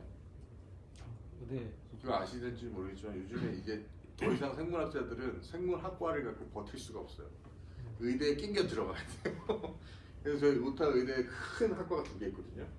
셀룰라 몰레큘러 메디슨이라는 학과가 있고 바이오 케미스트리, 마이크로바이올로지, 이뮤놀로지라는 BMI라는 두 학과가 있어요. CMMB. 거기에 패컬티가 합치면 60, 70명 되거든요. 의대에서 따지면은 비율이 패컬티 비율이 한 20%도 안 되죠. 80%는 임상이고 20%가 이제 그 PhD. 그러니까 그 구조는 제 생각에는 이네비터블이에요. 트렌드가 바뀌진 않을 거고. 경희대도 그 비율을 잘 조절해서 가시는 게 되게 중요하다고 생각해요. 왜냐면 임상을 통해서 돈을 벌고 좋은 것들을 써먹고 하는 거는 당연히 비즈니스 모델이 필요하잖아요. 근데 이 어느 정도 되는 비율을 연구자들로 채워놓지 않으면 나중에 이론적 근거가 떨어져 버리면 동료를 잃어요. 여기까지 못 갑니다. 그러니까 이 20%밖에 안 되는 사람들을 잘 키우고 해서 한의사 출신도 들어가게 하고 나중에 이쪽 출신도 들어가게 해서 거기서 막 뭔가 일어나야 그 연구 접수에서 뭐가 일어나야 나중에 여기 잡히는. 그래서 그때 그 선생님 누구시죠? 지금 학교 가신 이양수 교수님 만나니까 되게 그게 느껴지더라고. 이 어떤 새로운 세대, 그러니까 완전히 내가 처음 보는 한의학자 이런 느낌을 받았어요. 그래서 그 이후에 저는 한의사들을 사랑하기로 했죠. 강의도 되게 많이 해주시고. 근데 그때 공진단도 없이 주요. 저 공진단이라는 거 처음 봤네요. 저희 어머니들이 이거 되게 좋아하셨지. 공진단 같은 것도 제가 요즘에 그 다스베이다 어제 촬영하고 왔는데 그 뉴스공장 보셨죠? 제가 그 얘기 했잖아요. 그 뇌파가 어쩌고 저쩌고 뇌땡땡 연구소. 그 사람도 논문을 내요. 아십니까? American Journal of Chinese Medicine이라는 게 있더라고요. 거기에 뇌호흡 논문이 나갔어요. 물론 아무도 사이테이션 안 해요. 하지만 나간다니까요. 그러니까 논문을 내는 건 사실 이제 어려운 일이 아니에요. 중의학이나 한의학 저널이 많아요. 중의학 저널, 알터네이티브 메디슨 국제 저널 많은 거 아시죠? 임팩트 팩터 2.3점짜리 엄청 많아. 너무 다 논문 낼 수 있어. 근데 그 논문 하나 내는 게 중요한가? 라고 생각하면 저는 아니라는 거죠. 그거는 진짜 아무 소용없는 논문이에요. 그게 그렇게 형식적인 그게 아니라 예를 들어 크리스퍼 같은 거 요즘에 지금 생물학에서 막 장난 아니잖아요. 그런 것들이 하나 생겨나야 돼요. 그러니까 예를 들어서 경희대 한의대에서 누군가가 우연히 좋은 논문에 나온 건 아니지만 지금 계속 재현되고 누구나 해도 되는 또 되게 골 때리는 현상 하나 발견했어. 예? 근데 이게 기존의 한의학과 생물학의 패러다임이 만나는 지점인 거예요. 그래서 무슨 호르몬의 리셉터라든가 아니면 뭐, 예? 솔직히 이것도 침 놓는 것도 지금 모르잖아요, 메커니즘을. 조장희 박사하고 한 달 후다 못 밝혔잖아요, 그 사람도. 침 놓으면 분명히 효과가 있잖아요. 아니 맞아보면 효과가 있는 거 다 아는데 이게 신경세포인지 뭔지 몰라요. 그렇다고 뭐지 봉안학설인가? 그건 아니고, 그죠? 공부 많이 했다니까. 옛날에 꽤 굉장히 오랫동안 한의학에 심취했었던 적이 있어요. 대학원 때. 근데 한의학 강의라고 되게 좋은 책도 하나 읽은 적이 있어. 근데 그런 거를 저는 할 수 있을 것 같아요. 생물학적으로 설명해 내고 싶어. 돈만 있으면. 근데 안 하더라는 거죠. 왜 그럴까? 그건 제 생각엔 정치적으로 급진적인 연구자가 아직 경희대에 없다. 그리고 있어도 그 사람들이 학과장은 아니다. 아직 젊을 것이다. 그런 사람들이. 그럼 그런 사람들이 나이가 들 때쯤 경희대가 바뀌니까 한 20년 정도 걸릴 것이다. 라고 예측하고 있죠. 근데 변화는 분명히 느끼고 있어요. 제가 노스모크라고 2000년도 했을 때 한의사들이 몇 명 있었는데 그때 어마어마하게 논쟁했거든요. 한의가 과학이냐부터 뭐 해보고 논쟁들 있잖아. 했었는데 그때 젊은 한의학자들 몇 명을 만났었던 기억이 나요. 그래서 그 당시가 그 당시 20몇 살 때, 25, 6. 지금 시간이 20년이 흘렀잖아요. 근데 이제 뭐가 보이냐면 그때 그 사람들이 자라나온 사람들이 이제 박사고, 어디 연구소장이고 뭐 이래. 그러니까 조교수고. 그러면 이제 시작이 된 거죠. 그러면 이 사람들이 분명히 집단적인 어떤 기억을 갖고 있거든. 나는 좋아서 한의과에 들어갔는데 다 우리 보고 과학이 아니라고 그래, 이것들이. 그러면 컴플렉스가 생기면서 과학을 공부한 거지. 그죠? 그럼 이 사람들은 다른 세대거든요. 이 세대들이 잘 자라 나오는 게 진짜 중요해요. 그 중에 좀 리더가 나오고, 뭐 김지만 같은 사람 되게 많이 나와서 연구하고 이러면 좋죠. 그래서 제가 드리고 싶은 메시지는 근거라는 건 정치적인 거다. 여러분들이 생각하는 것처럼 근거라는 게 어떤 뭐 법처럼 딱 이거는 비과학, 이거는 과학 이런 거 없어요. 있어요? 제가 이번에 단월드 이승원을 존경하게 됐다니까요. 이분은요 이분은 이제 제도권에 들어왔다고 봐도 돼요. 이분은. 여러분 한국에서 제일 유명한 뇌과학자가 누군지 아십니까? 이름은 조장희 빼고. 조장희 이미 넘어갔고 이승원한테. 아시죠? 모르세요? 조장희 박사라는 분이 있잖아요. 아세요? 펫이라는 거 개발한 분 있어요. 이분은 이미 그 단월드 이승한테 넘어가가지고 혹했다가 여기 끝나셨고 경력이. 한국의 가장 유명한 뇌과학자 중에 신희숙 박사라고 있어요. 이분이 이미 이승훈하고 책을 썼다. 근데 이거는 뭐 누가 진짜고 누가 가짜인지 알 수 없는 거죠. 자, 이 제도권 과학이 무너지고 있으니까 이 틈을 타서 이 틈을 타서 빨리 새로운 제도권을 만드십시오. 예? 이 과학자라서 너무 쪽팔리는 일이 너무 많아요. 제가 이번에 이걸 조사하면서 느낀 게 기존에 우리가 철석같이 믿고 있었던 학술 생태계는 이 철저하게 망가졌다. 여러분 죄송하지만 진짜로 여러분 대학원에서 유혹도 많이 느낄 거고 하겠지만 왓셋, 오믹스 이런 거 그죠? 절대 가시면 안 되고 왜 논문을 낼 때 유혹 많잖아요. 야 저기 임팩트 팩터 높아 보이는데 그죠? 그것보다는 전통적인 저널에 가는 게 맞아요 진짜. 그리고 또 뭐가 있냐? 하여튼 연급 있을 때도 대학원생 월급 줄 때도 이제 하나하나씩 윤리적 점검을 받으실 겁니다. 교수가 되는 과정에서. 근데 과학자들은 이미 다 무너졌어요. 저는 대한민국 과학자 중에 검찰이 사정을 시작하면 몇 명이나 살아남을지 잘 모르겠어요. 그 정도거든요.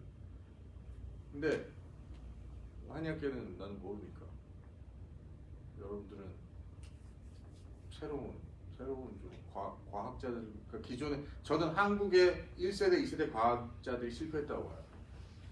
왜? 1세대 과학자들은 박정희가 키운 사람들인데 그 사람들이 제자들을 길러냈는데 그 제자들이 다 망쳐버렸어요. 어떻게 망쳤느냐? 성과 위주, 지표 위주, SCI 임팩트 팩터 뭐 있다 이거 논문 숫자, 대학원생 숫자 뭐 이런 걸로 평가하고 그래서 실제로 질적 도학이 전혀 이루어지지 않은 과학을 만들어버렸죠. 자, 한국에서 발견한 가장 위대한 발견이 뭡니까? 생물학 물리학 통틀어서 있어요? 하나만 얘기해보세요. 이거 어려워요? 그러면 한국에서 가장 유명한 아니 전 세계적으로 유명한 한국 과학자 한 명만 얘기해보세요. 그래서 무슨 뭐 오바마나 클린턴처럼 다 누구나 알 수 있는 사람 하나만 얘기해보세요. 있어요? 예를 들어 스티븐 호킹 다 알잖아요. 그죠? 전 세계 사람들이. 아인슈타인 다 알고. 그런 사람 한 명만 얘기해보세요. 없다니까. 없으니까 얘기 못하는 거예요. 몰라서 얘기하는 게 아니라 한 명 있잖아요. 황우석. 가장 유명한 사람. 어떤 뭐 네거티브한 방식이긴 하죠. 과학 이론으로 들어가면 하나도 없어요. 한국인이 뭐 이렇게 발견해갖고 세계를 히트시키고 리딩하고 있는 이론이나 체계는 하나도 없다고. 과학에는. 이거는 그래도 지금 미국, 그러니까 일본의 명치 유신보다는 되게 일본은 이미 과학이 150년 넘었거든요. 근데 우리는 이제 한 50년, 60년, 70년 됐다고 하는데도 이건 그래도 너무 해도 넘어가는 거예요. 아무것도 없다는 거. 지금 우리나라 R&D가 1위예요. 세계 알고 계세요? 우리나라 R&D 비용 1위예요. 아무리 그게 통계가 좀 이상하긴 하지만 그래도 엄청 많아. 제가 캐나다에서 체감하는 게 있다니까요. 연급이 규모가 한국과 완전히 다르더라고. 한국에 웬만한 교수님들이 2, 3억씩 다 갖고 있더라고 1년에. 나는 5천만 원을 못 만져봤는데. 근데 수준을 보면 또 비슷하거든요. 이건 돈의 문제가 아니다. 한국의 1, 2세대 과학은 망했다. 그러니까 과학적 근거 같은 거 얘기하면 니네가 한 게 뭔데라고 되물어라. 야, 니네가 뭘 했냐. 니네가 과학자라고 과학적 근거가 있다고 우리 무시하는데 니네가 뭘 일궈놨는지 한번 얘기해. 니네 가짜 학회가지. 니네 가짜 학회가지. 니네 가짜 학술지 내지. 논문 조작했지. 연구에 부정했지. 니네 뭐 잘났는데. 되물어라. 그러길 바랍니다. 이거 뭐 서브 강의가 되어버리네. 질문 받을게요. 질문 제가 아까 그 강의를 잘 못 따라가서 한 질문인지 모르겠는데 처음에 이제 가설 얘기하시고 그 가설이 이제 나중에 나온 거라고 하셨잖아요. 그거요. 예. 그 맞아요. 그래서 저도 이제 살아남으려고 처음에는 오타와 대학에 갈 때는 이 행동을 제가 소셜 비헤이비어라고 포장을 해놨어요. 그러니까 일종의 사회적 행동. 그러니까 수컷들이 사회적으로 이렇게 리치되면 교육 시간 늘리니까 이제 소셜 비헤이비어에 대한 연구를 하겠다는데 이 소셜 비헤이비어를 초반에 연구한다고 그러면 안 믿는 사람들이 많아요. 물론 얘네도 소셜 비헤이비어가 있긴 한데 근데 원래 제 꿈이 뭔지 아세요? 제 꿈은 과학자로서 제 어릴 때부터 지금까지 꿈은 꿀벌이나 개미를 연구하는 거예요. 지금도 마찬가지인데 제 사랑은 진짜 사랑은 초파리가 아니라 꿀벌이거든요. 꿀벌. 꿀벌로 유전학을 해보고 싶어요. 허니비로. 근데 그걸 진짜 해보고 싶은데 연구비 안 되니까 이제 못하는 거죠. 꿀벌을 왜 하고 싶냐면 걔네들이 진사회성 동물이거든요. 거기는 알을 낳는 개체가 한 명밖에 없잖아요. 그리고 나머지는 그 여왕벌을 위해서 알 낳기를 포기해버리잖아요. 그리고 막 전투 개미가 있고 병정 개미가 있고 어떤 개미 꿀단지 개미는 자기 배를 불려갖고 자기를 창고로 쓰고 막 난 이게 어릴 때도 너무 재밌어갖고 나중에 크면서는 이걸 조절하는 도대체 유전적으로 어떻게 이게 조절되는지 너무 모르겠는 거야. 그걸 해보고 싶었거든요. 근데 그건 이제 망했고. 그 다음에 교민 시간 그래서 교민 시간을 가지고 그랜트를 써야 되잖아요. 연구 계획서 써야 되잖아요. 그래야 연구를 받잖아요. 아마 제 생각에 모든 교수님들이 저랑 비슷한 경험을 다 했을 겁니다. 내 연구를 포장지를 씌워야 되잖아요. 그죠? 교수님 제목 정할 때 이렇게 다 포장지를 씌워야 되잖아요. 캐나다가 제가 얼마나 운이 안 좋으냐면 캐나다가 제가 도착한 해에 보수 정권이 만들어 놓은 그 연구비 그 가이드라인이 뭐냐면 실용적이지 않은 연구 지원하지 않는다 했어요. 무조건 캐나다 사람들의 질병을 치료하거나 건강에 관련된 연구가 아니면 기초연구 지원하지 않는다 했어요. 지금은 없어지긴 했는데 3년 동안 그랬거든요. 그래서 난 가자마자 된통 맞은 거죠. 아니 초파리 교민 시간 연구하는 놈이 이걸 어떻게 그랜트를 써서 이걸 캐나다 사람들의 질병 치료에 연결을 하느냐. 그 별짓을 다 한 거야. 아까 failed 그거 보여줬죠. 처음에는 무슨 이 교민 시간 연구를 하면 그 세타이어티 그러니까 우리가 식욕이나 이런 것들과 관련된 뭐 서킷을 알 수 있을까 막 이렇게 다 떨어지고.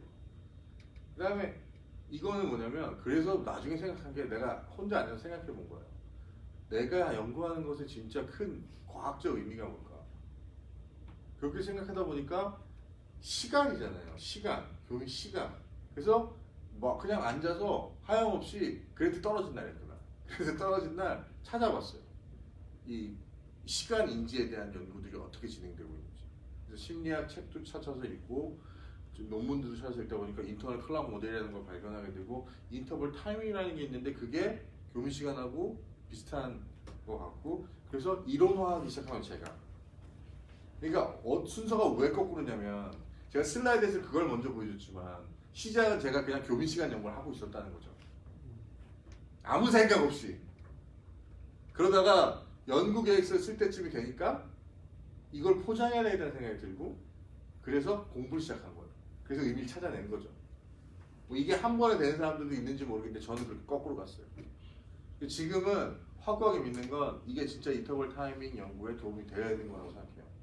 그리고 되게 비슷한 게 너무 많아. 인간하고. 근데 이걸 더 이상 연구할 연구비가 없어요. 아시겠어요? 주변에 혹시 부자나 이런 사람 있으면 김은재 박사한테 일단 명함을 하나씩 드릴 테니까 그래서 개인적으로 후원할 생각이면 1년에 1억이면 돼요. 1년에 1억. 1년에 1억이면 나 논문을 1년에 2개, 3개씩 넣어줬어요. 진짜 네이처급에 써줄 수 있어요. 근데 돈이 없네. 돈 없어요. 그래서 연구를 접기로 했습니다. 안 슬퍼요. 그 말씀하신 이 과학자들이 정치화돼야 된다. 예, 한의학자들, 한의사들이 정치화돼야 된다. 그 말에 많이 공감을 합니다. 네. 예. 그리고 그러려면 또 이렇게 정치를 하기 위해서는 사회적인 어떤 그런 바탕에 대해서 우리가 충분히 인지해야 되기 때문에 제가 볼 때는 그 교수님께서는 캐나다도 이렇게 어떤 과학계라든지 그 사회를 경험하셨고 한국도 경험하셨으니까 한국에서의 어떤 그런 학문을 통한 어떤 정치의 어떤 만약에 한의학의 목소리를 낸다면은 어떤 점에 좀 방점을 두고 좀 움직여야 할까 그런 걸 좀 알고 계실 것 같은데요. 되게 쉬울 것 같은데요. 한의학은 사람을 치료하잖아요. 그렇다고 또 한의사들이 전부 다 사람을 치료하는 솔직히 의사 되는 사람들이 사람 치료하기 위해서 된다고 믿는 사람은 이제 아무도 없는데 대한민국 국민 중에 돈 벌려고 되는 거잖아요. 그걸 바꿔야죠. 의사들은 안 바뀌어요. 아시겠죠? 스카이캐슬 보셨죠? 네? 저도 이제 스카이캐슬 가려는 애들을 타운랩을 끌어들이려고 하는 건데 스카이캐슬 보시면 알겠지만 이미 의대 쪽은 패러다임이 의사가 되면 성공한다. 안정적으로 돈을 버니까 이거잖아요. 그죠? 그리고 귀족 계급이 되는 거잖아요. 한의는 귀족은 아니죠, 사실. 그죠? 근데 비슷하게 생각하고요. 한의대 가는 애들은 돈 되니까 가는 거야. 그렇게 나와서 한의사 차려가지고 돈 벌겠지. 자, 국민들이 그런 사람만 봤어. 그럼 누군가가 다르다는 걸 보여줘야 되는 거예요. 한의가 저랑 비슷한 거죠. 한의는 그런 게 아니야. 한의는 우리한테 오랫동안 내려온 가치가 있는 어떤 프랙티스고 의학적 프랙티스고 이걸 우리가 이론화하고 국민의 생활에 더 도움이 되기 위해서 만들어 뭐 어떤 운동을 해야만 해. 이게 중요하니까. 근데 지금까지 우리 선배들은 그러지 않았어. 지금까지 우리 선배들은 그냥 보약 팔아서 먹고 살았어. 인정하고. 근데 우리는 아닐래. 그러지 않을래. 그러니까 새로운 세대가 나타나야 되는 거예요. 한의학을 다른 방식으로 바라보는. 저처럼 저 윗세대 과학 선배들은 어떤지 아세요? 과학을 국가 발전을 위한 도구로 생각하는 분들이었어요. 다 박정희 세대이기 때문에. 그러니까 그분들하고는 말이 안 통해요. 이분들 뭘 했는지 나보고 어디 나라 대통령을 욕하냐. 그러니까 우리의 그 연구비를 주시는 뭐 이래요. 자, 그런 사람들하고 일을 정치화할 수 없는 거예요. 근데 과학의 의미를 그래서 새롭게 찾아내는 거죠. 과학은 저 같은 경우는 지금은 기초과학은 일종의 보험이고 국가가 끊임없이 지속해야 되는 거고 그렇기 때문에 과학자들이 일종의 하나의 정치화를 해야 되는. 그래서 제가 ESC라는 단체를 만든 거예요. 변화를 꿈꾸는 과학기술 네트워크를 제가 만들었거든요. 같이 사람들하고. 그런 행동을 해야 되는 거죠. 그게 굳이 국회의원이 되겠다는 정치화는 되게 유치한 거고 전체 사회를 대상으로 우리 목소리를 알리고 국민의 공감대를 얻어나가야 되는 거죠. 권력층이 아니라 국민의. 그래서 저런 한의사들은 있고 그래서 이 사람들이 실제로 하는 일들이 사회를 변화시키고 그걸 보면 어마어마하게 달라져요. 그다음부터는. 과학은 이제 그걸 시작했어요.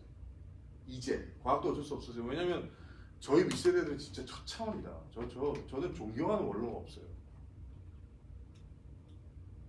존경하는 원로가 없다니까. 과학계 원로라는 사람들이 자기 배만 채우려고 그래요. 후배들이 지금 비정규직을 굶어 죽는데 자기네들 원로를 위한 무슨 직업을 만들어. 이런 식이에요. 과학계가. 미친 거죠. 한의학계는 제가 어떨지 모르겠습니다. 한의학계는 한의사 협회 있죠. 과학자는 과학자 협회가 없어요. 한국에 없어요, 협회가. 제가 만들 거예요. 네, 올해 만들 계획입니다. 제가 뭐 만든다 그러면 거의 이렇게 방송을 해버리거든요. 그럼 만들어요. ESC는 똑같아요. 만들 거라고 하고서 딱 1년 있다 만들었어요. 또 아까 프랙틱스에서 실제적으로 효과가 있는 것을 설명해내는 게 중요하다고 말씀하셨는데 언제든 간에 그러니까 늦더라도 설명하려는 노력은 해야 된다는 거죠. 네. 근데 그 과학은 하나라고 말씀하셨고 그 설명하는 방법이 어찌됐든 과학적인 방법이 뭔지는 정확히 모르겠지만 그걸 과학적인 방법이라기보다는 그냥 누구나 사용하는 실험과 실험을 통하고 그 다음에 어떤 이론화를 하는 거죠. 근데 지금 그거는 한의학은 지금 그 고소를 통해서만 이론화를 하잖아요. 그래서 이제 저도 이제 연구하는 사람으로서 분명히 현실에서 일어나는 프랙티스에서 일어나는 어떤 효과들을 소위 말하는 과학적인 방법 또 소위 말하는 이제 여러 방법론을 통해서 이제 보여주고 싶은 거죠. 그리고 이만큼 이제 실제적으로 일어나는 것들이 설명 가능하다라는 식으로 보여주고 싶었는데 그 방법론이 결국은 이제 뭐 의학계 혹은 이제 전 세계 의학계에서 사용되는 방법론으로 해야 그것을 보는 사람이 이해할 수 있다라고 그렇죠. 생각이 돼요. 그러니까 설명하는 방법론은 하나밖에 없어요. 예. 근데 그러다 보면 이제 느끼는 게 쉽지 않다라는 게 많이 느껴지고 오히려 그런 설명 방법이 한의학과 맞는 것인가라는 그런 생각이 들 때가 좀 그 고민은 하셔야 된다고 봅니다. 왜냐하면 그거는 물리학자들 중에 서로 다른 유파에 있는 사람들이 고민하는 거랑 비슷하다. 어떤 수학 공식을 갖다 쓸 거냐 가지고 그 사람들 그거 고민하거든요. 여기서 예를 들어 통계 물리학이 처음에 물리학에 들어오는 과정이 골 때려요. 그러니까 볼츠만이라는 사람이나 그 전에 모든 물리학자들은 고전역학 그러니까 뉴턴의 고전역학부터 그러니까 방정식으로 이루어지는 예? 딱 떨어지는 그런 진리들을 진리값이라고 생각했었거든요. 근데 네. 볼치만이나 이런 사람들이 통계를 갖고 들어와요. 기체들의 집단을 다루려니까 기존 그걸로 안 되는 거야. 근데 통계를 갖고 그게 통계 물리학의 탄생인데 그때 어마어마한 종교 전쟁 같은 게 있었어요. 거의 종교 전쟁이에요. 이 사람들, 그러니까 이 신은 주사위 놀이를 하지 않는다 그랬잖아요. 아인슈타인도 그 양자역학 얘기를 한 거거든요. 양자역학이 통계 물리학의 후손이에요. 양자역학에 나오는 그 통계 방정식이 그게 통계거든요. 그러니까 이런 걸로 싸우니까 이게 종교화 되잖아요. 마치 그런 전쟁을 하셔야 돼요. 누군가 뉴턴이 나오든가 아인슈타인이 나오든가 그건 나는 모르겠고 누군가 나와서 한의학의 기존 고서들을 통계적으로 다시 분석을 한다든가 아니면 여기서 핵심을 뽑아낸다든가 해서 수학이나 통계가 굉장히 중요할 거다. 그걸 갖고 이론화하는 사람이 나타나야만 기존의 방법론으로 설명을 해내면서도 새로운 방법론도 똑같이 예측할 수 있다는 걸 보여주면 이게 대등하게 되는 거죠. 근데 그게 어떻게 되느냐? 나는 그건 몰라요. 저는 한의학을 프랙티스 해본 적이 없으니까. 근데 누군가 젊은 한의사나 한의학자 중에 뜻이 있고 정말 넓게 공부한 사람이 있으면 할 수 있죠. 근데 키는 통계할 것이다라는 게 제 직감이에요. 그냥 겉필링이에요. 이거.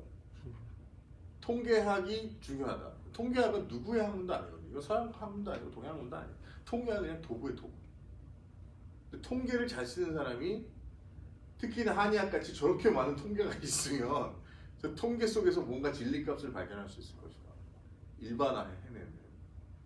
그게 키가 될 것이다라고 제가 지난번 강의에서도 얘기했었어요. 통계를 아는 한의사가 나타나는 순간 제 생각에 한의학계는 뒤집어지기 시작할 거예요. 통계. 그 통계만 잘 쓰면 과학 논문 엄청나게 많이 쓸 수 있어요. 그거 아십니까?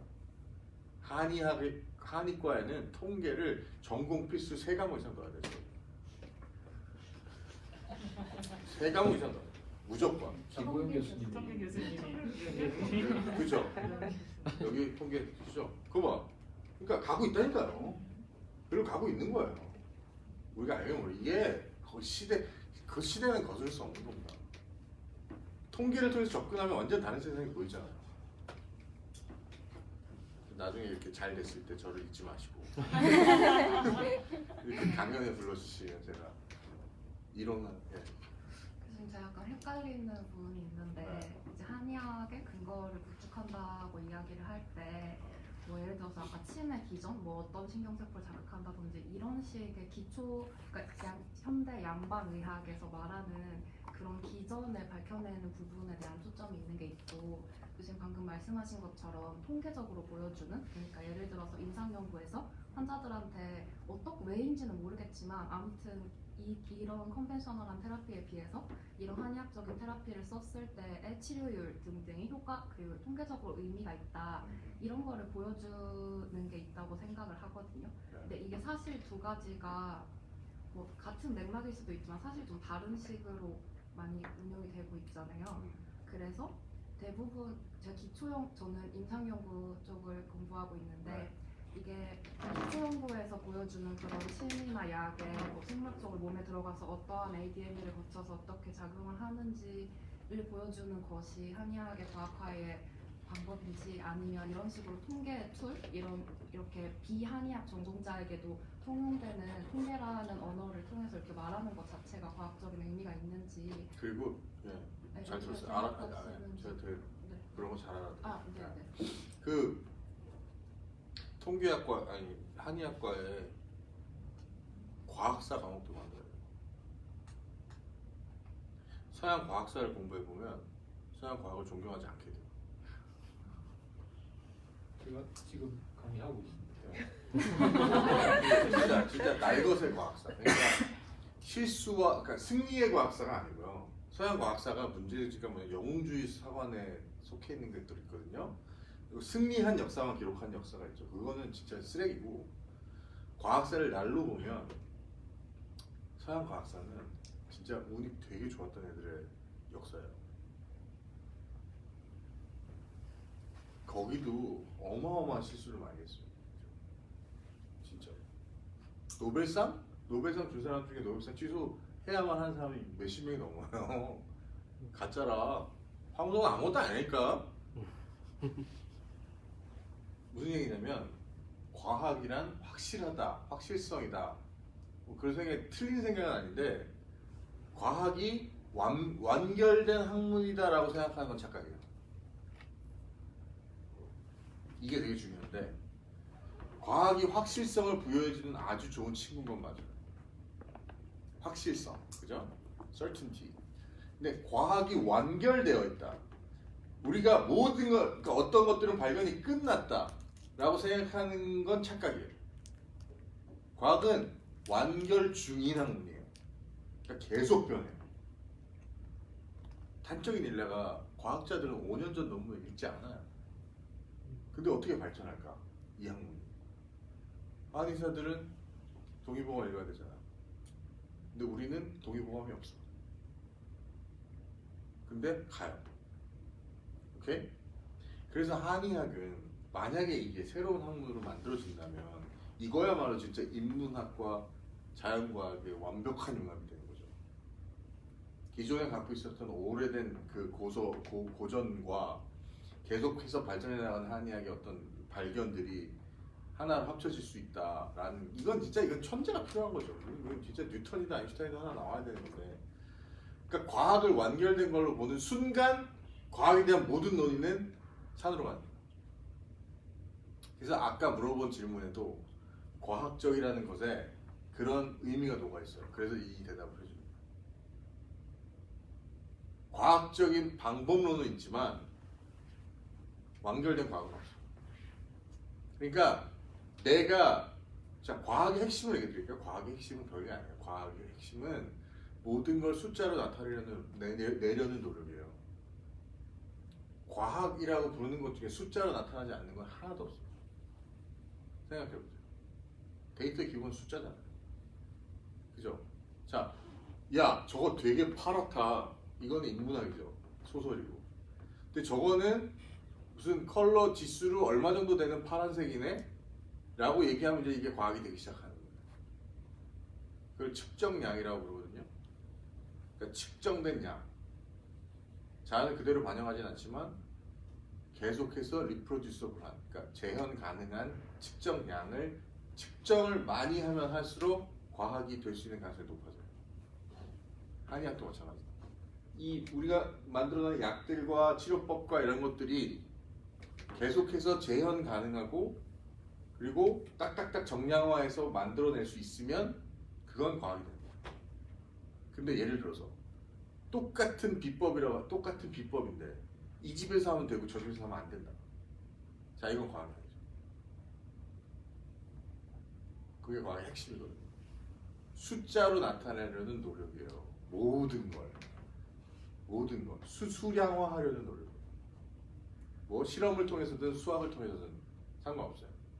숫자화하면 그게 과학입니다. 과학은 그렇게 어려운 게 아니에요. 제가 과학 철학을 한 20년 넘게 혼자 공부해 왔는데 여러 사람들하고 핵심은 재현 가능한 측정량이에요. 그러니까 리프로듀서블한 메저먼트만 있으면 그걸 벽돌로 어떤 과학이든 만들어낼 수 있어요. 자, 경제학 보세요. 경제학. 그죠? 경제학, 저게 되게 웃기는 상황에 있는 거거든요. 저 경제학이라는 게 과학도 아니고 인문학도 아니고 사회과학도 아니고 심리학도 아니고 이래요. 경제학에도 팍팍 많잖아요. 경제학하고 한의학하고 비슷한 위치에 있다니까. 그거 느끼세요?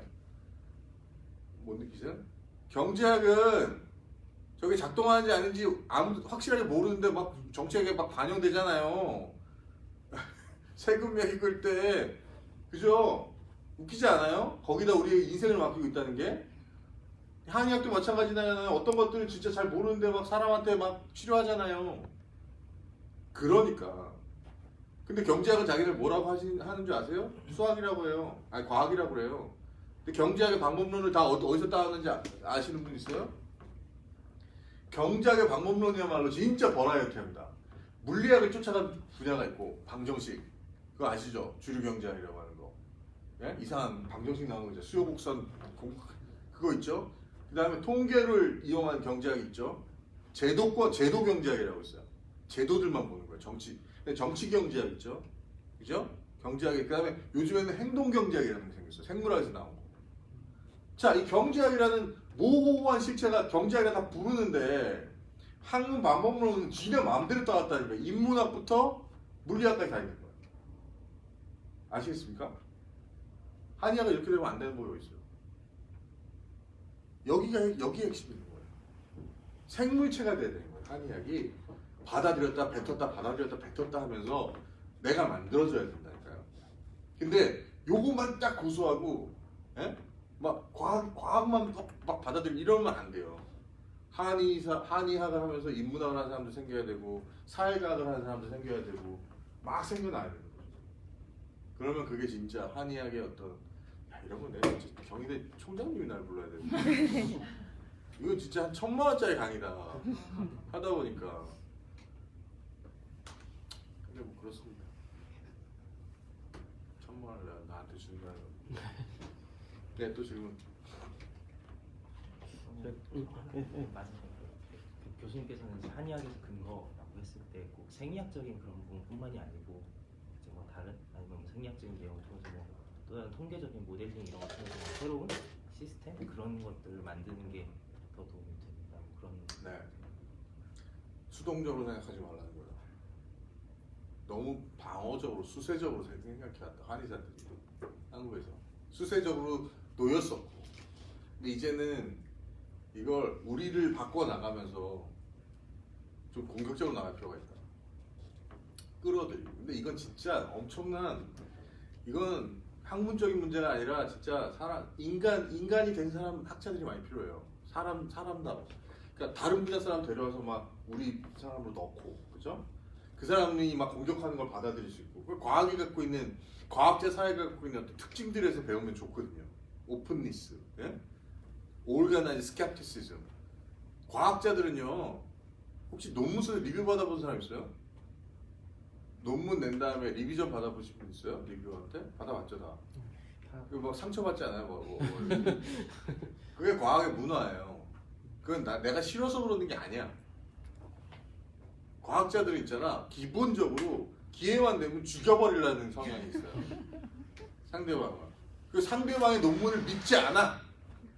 근데 믿지 않으면서도 믿어. 무슨 얘기냐면 믿지 않지만 네가 내가 얘기한 것만 통과하면 오케이야. 그게 있어야 돼. 그게 있어야 되는 거고. 그 다음에 오픈, 공유. 저번에 제가 한의사들 집단 가서 얘기했는데 비방 공개 안 하잖아요. 그럼 어떻게 측정을 해? 그 효과를 도대체 어떻게 측정을 합니까? 그런 사람들이 한의학을 죽이는 거라니까요. 비방, 비법 막 이러고 자기 마음대로 뭐 어떻게 하라 우리가. 그죠? 그 데이터베이스를 만들어야지. 그죠? 그런 거. 돈 있잖아요. 한의학계에 돈 있잖아요. 이 돈 가지고 뭐 할 겁니까? 생물학계에는 돈이 없어요. 우리는 정부가 돈 안 주면 우리는 돈을 벌어 들일 수가 없는 사람들인데 진짜 행복한 거라니까요. 누군가가 나서서 정치화를 할 필요가 있습니다. 김지만 원장이든 아니면 뭐 누구든 이거는 싸워야 돼요. 싸우는데 양이들하고 싸우라는 얘기가 아니야. 내부 투쟁을 해야 돼. 내부 투쟁. 여기도 적폐 있을 거 아니에요? 없어요? 내가 알기로 많은데. 적폐 쳐야지. 내가 단원들이랑 왜 싸우겠어요? 쳐다니고. 제가 과총욕을 엄청 하고 다니거든요. 칼럼에도 많이 싸고. 이거는 미친놈이죠. 제가 이게 미친지 않으면 못. 여러분들이 한의사협회 욕하는 거랑 똑같은 거예요. 과총욕을 하고 다니는 거예요. 심지어 과총 회장님이 쫄아갖고 나한테 이메일을 보낸 적도 있어요. 왜? 과총이 어른으로서 존중받을 일을 못하니까. 밑에 젊은 학자들이 죽어나가고 있는데 자기네 배만 부릴 생각을 하고 있는 어른을 어른이라고 불러야 됩니까? 그게? 그게 어른이에요? 악귀지? 그럼 욕할 만한 거지. 근데 저는 어차피 뭐 다 던졌는데 그러니까 그런 좀 또라이들을 보이면 주변에 칭찬해주고 더 욕해라. 잘하고 있다. 이래야지. 친구랍시고 야 너 그러다 너 나중에 막 교수 못돼. 이러지 마요 좀. 진짜 그런 친구가 제일 쓸데없는 친구야. 예? 친구가 옳은 일을 하겠다고 뭐 막 가서 비판을 하고 하면 술 한 잔 사줄지언정 하지 말라는 얘기만은 하지 말란 말이에요. 네? 난 그래서 그런 친구도 다 끊어버렸어. 네? 근데 한의학계에서 생각해 봅시다. 자, 과학계 기무제가 있어요. 그래도 그죠? 이종필 박사, 뭐 ESC 안에 많아, 뭐 진짜 막 비판하는 사람 이제 많이 생겼죠. 젊은 사람. 한의계에 누가 있습니까? 제가 이름을 들어본 적이 있어요. 나한테 오라 그래요. 내가 칼럼 자리도 주고 만화에 준다요. 매체는 준다. 글만 쓸 수 있어요. 누군가 싸운다고 할 때 싸우셔야 되고 이건 긴 싸움을 돼요. 우리가 다 죽을 때까지 계속되는 싸움. 제가 보기엔 이건 그게 쉽게 끝날 싸움이 아니에요. 이것도 이제 제도권으로 들어가야 되잖아요. 법제화해야 되고 그죠? 자, 법제화한다 그러면 분명히 양이들 나와갖고 머리도 들러쓰고 이제 미친 새끼 그 누구죠 지금 그 의협회장 그 새끼 사이코 새끼인가? 김대집인가? 최대집 씨. 이게 기회거든 지금. 저 사람이 저쪽이 리더일 때 이게 도덕적으로 위에 서야 되는 거거든 지금. 근데 한의협회는 뭘 하고 있는지는 잘 모르겠네요. 그렇습니다. 질문 있으시면 언제든지 뭐 페이스북 메시지를 보내주세요. 그리고 시간이 좀 많이 돼서 너무 재밌는 그리고 이제 도전이 되는 강의를 해주셨는데 여기서 정리를 좀 해야 될 것 같습니다. 박수로 감사해 주셨으면 좋겠습니다. 페이스북에도 되게 뭐 몇 가지 이제 댓글이 있는 나중에 볼 수 있나요? 네, 확인해 보시면 또 알겠습니다.